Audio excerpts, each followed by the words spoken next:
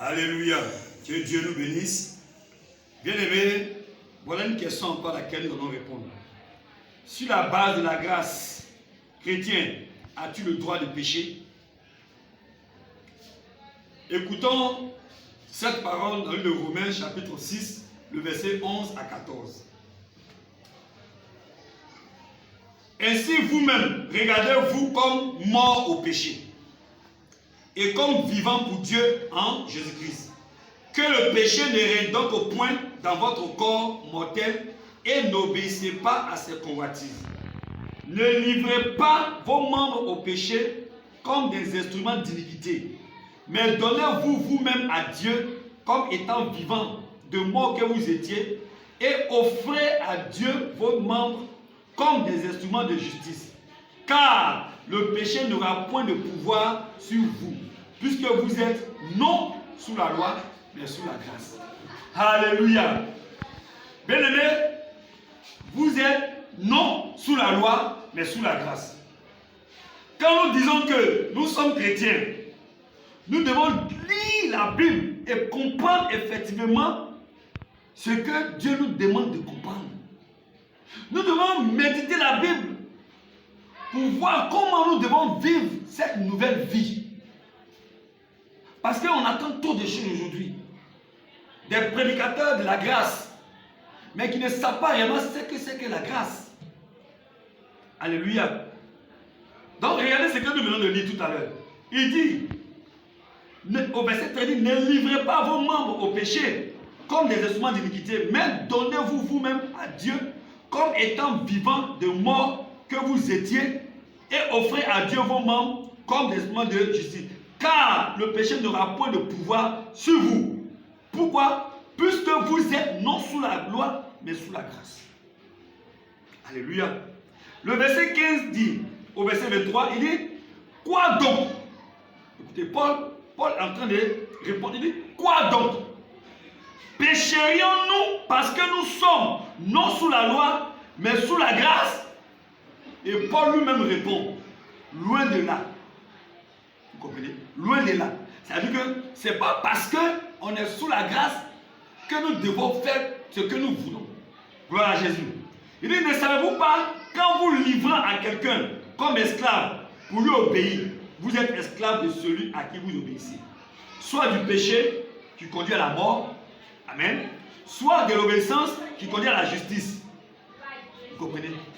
Donc, étant sous la grâce, ne nous permet pas de vivre comme nous voulons.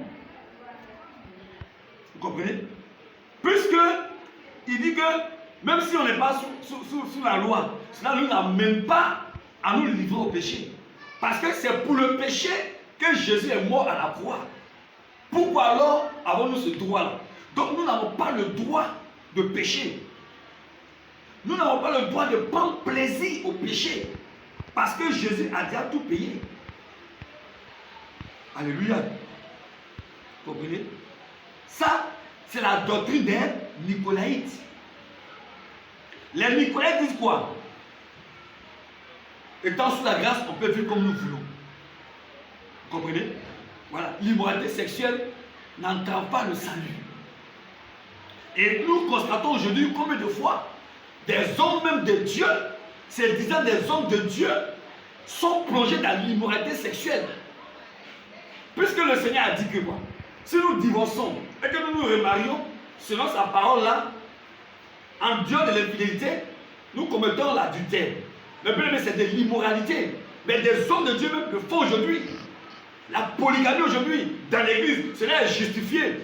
C'est de l'immoralité. Parce que cela ne vient pas de notre Dieu. Vous comprenez? Mais aujourd'hui, voyez comment les chrétiens vivent. Comme ils veulent. Quel est le prétexte? Nous sommes sous la grâce. Nous sommes sous la grâce. Nous sommes sous la grâce. Mais bien aimés, écoutons ce que la grâce nous enseigne. Je reviens sur le message. Je sais que j'ai déjà appris ces choses, mais je reviens sur le message parce que ça me fait mal au cœur. Je ne sais pas si les chrétiens comprennent quelque chose. Ça me fait mal au cœur. Je ne sais pas comment faire pour vous faire comprendre ça. Tite chapitre 2, le verset 11. Car, écoutez bien, car la grâce de Dieu, source de salut pour tous les hommes, vous comprenez? La grâce de Dieu, source de salut pour tous les hommes, a été manifestée. Cette grâce-là, elle nous enseigne à renoncer à l'impiété et au convoitisme mondain et à vivre dans le siècle présent selon la sagesse, la justice et la piété. Alléluia. Comprenez maintenant pourquoi on n'a pas le droit de pécher. On n'a pas ce droit-là. On n'a pas ce droit-là. Gloire à Jésus. Nous ne pouvons pas avoir ce droit-là pour pécher. Alléluia. Vous comprenez? Donc, le fait d'être sous la grâce ne nous pousse pas à faire ce que nous voulons. Parce que Jésus est mort pour le péché. Nous ne devons pas nous livrer encore au péché. Parce que quand tu te livres à quelqu'un, c'est que tu es esclave de cette personne. Donc si tu es encore esclave du péché, tu n'es pas encore délivré, tu n'es pas encore libéré. Et comme tu dis que tu es sous la grâce, mais tu es toujours lié, tu es toujours un esclave, mais esclave du péché. Or, nous devons être esclaves de qui? Esclaves de la justice. Alléluia. Nous devons être esclaves de la justice. Gloire à Jésus. Relisons le livre de Romains 6 pour finir. Il dit au verset 17, mais grâce soit rendue à Dieu de ce que, après avoir été esclave du péché, vous avez obéi de cœur à la règle de doctrine dans laquelle vous avez été instruits.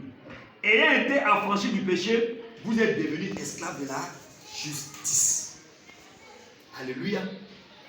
Voici cette parole que je vais amener. Mais je prêcherai toutes les mêmes choses jusqu'à ce que les chrétiens comprennent que nous chrétiens là, on n'a pas le droit de pécher. Parce que nous avons la sémence de Dieu. On ne peut pas prendre plaisir au péché. Donc, c'est aberrant de voir une jeune fille chrétienne ou bien un chrétien, une jeune fille qui dit, mais j'ai un copain, j'ai un gars. Un jeune chrétien, j'ai ma copine, j'ai ma go. C'est aberrant de voir des chrétiens qui vivent ensemble et il n'y a même pas de lien de mariage. Comme aujourd'hui les Gédéons disent, goûtez voir. Et ils sont ensemble, ils font des enfants. C'est mon mari. Ou tu n'as pas payé ta dot, il n'y a rien même, il ne connaît pas où c'est tous tes parents. Et vous vivez dans l'immoralité. Mais pourquoi? On est sous la grâce. On est sous la grâce. Bien, mais la Bible déclare, la grâce nous enseigne à renoncer à ces choses. C'est pour ça que si tu entends ce message, reviens au Seigneur. Réponds-toi, il est encore temps. Ne meurs pas dans ces choses. Ne te laisse pas berner par des doctrines de démons. Mais écoute la voix de l'Esprit et obéis à la parole de Dieu. Qui t'amène à la Bible déclare que ce que Dieu veut là, c'est notre sanctification. Et sans la sanctification là, nul ne verra le Seigneur. Donc tu ne peux pas vivre dans l'immoralité et puis prétendre hériter le royaume de Dieu. Quand bien tu mets que oui, on est Jésus sur la grâce. C'est quelle grâce? C'est quelle grâce? C'est quelle grâce? Que Dieu nous bénisse. Amen.